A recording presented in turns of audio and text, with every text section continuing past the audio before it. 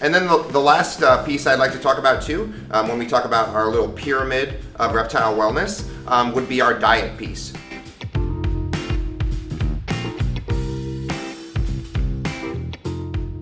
So diet is huge in captive reptiles. Of course, they are, unlike their wild counterparts, they don't have access to a whole variety of different items, so we have to provide that for them. So the first thing I would say when it comes to diet is, number one, we want to make sure they have the right foods. So we're giving our animal the appropriate items. So for example, like leopard geckos, I see a lot of people feeding them like pinky mice and things like that. In general, those guys are going to be more insectivorous, so we don't want to be feeding those invertebrate prey items, I would say. The reason for this is actually those are super high in fat, number one, but then number two, reptiles are actually prone to getting gout, so they get that uric acid buildup in the joints, and it can be actually extremely painful.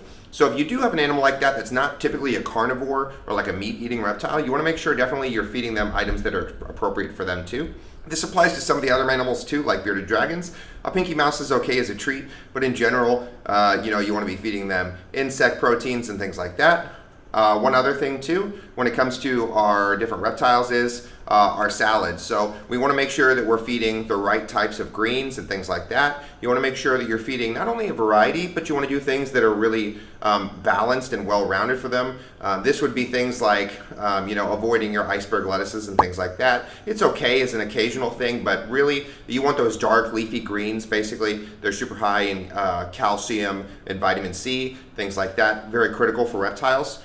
Talking about vitamin C as well, and and calcium, I should say, you want to make sure you're feeding the appropriate supplements. So different reptiles will have different supplement needs.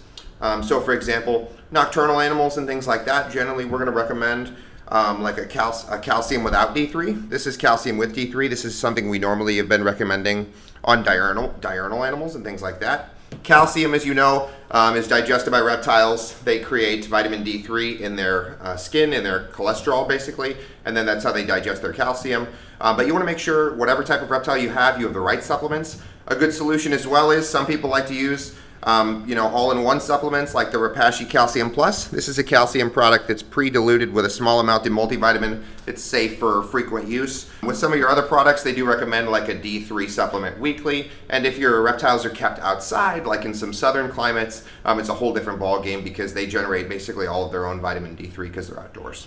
Another issue we frequently see as well is actually malnutrition. So it's animals that are being underfed. That can be just as much of an issue as like obesity. So, a lot of people think, oh, well, he doesn't seem that hungry.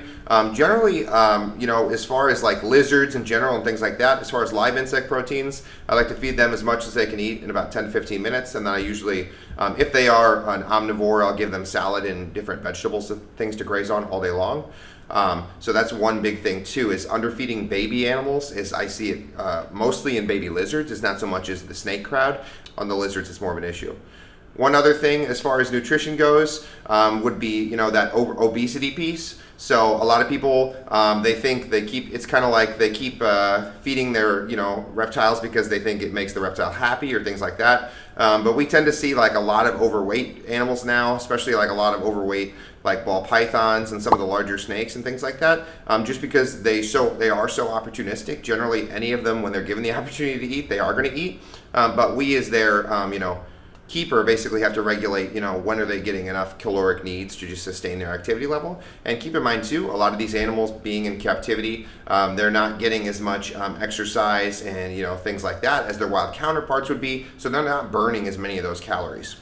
Another huge thing that ties into both nutrition and husbandry, of course, this is probably the number one issue we see working in a reptile store. This is the number one issue I refer out to veterinarians for consults for, would be metabolic bone disease. So this, of course, is when reptiles are receiving insufficient UVB lighting, incorrect supplementation in their diet, and therefore their bones basically start pulling the calcium out of the bones because their body is not receiving a sufficient enough amount. Unfortunately, this can lead to severe pain, deformation of the joints and things like that. and it's just really like a life of suffering for the animal. So my 2 tips for this one is, number 1, make sure you have the correct supplements for your animal. If you're unsure of which supplement's best, feel free to reach out to us at any time or contact us on our website. The second thing would be your UVB lighting. So UVB lighting, this ties into our husbandry piece as far as the heat and your temperatures as well. You definitely want to make sure that your bulbs are always up to date. Know the type of bulb you have and its expected lifespan.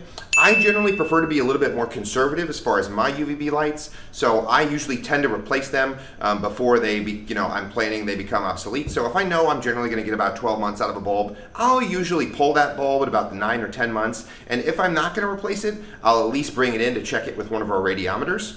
One thing about the Tye-Dyed iguana is we do offer free light bulb testing as one of the services we offer. So not only can we check the microwatts of UVB radiation your bulb's putting off, we can actually test for any sort of harmful UVC rays as well. That's another big item that's come in the last several years as well.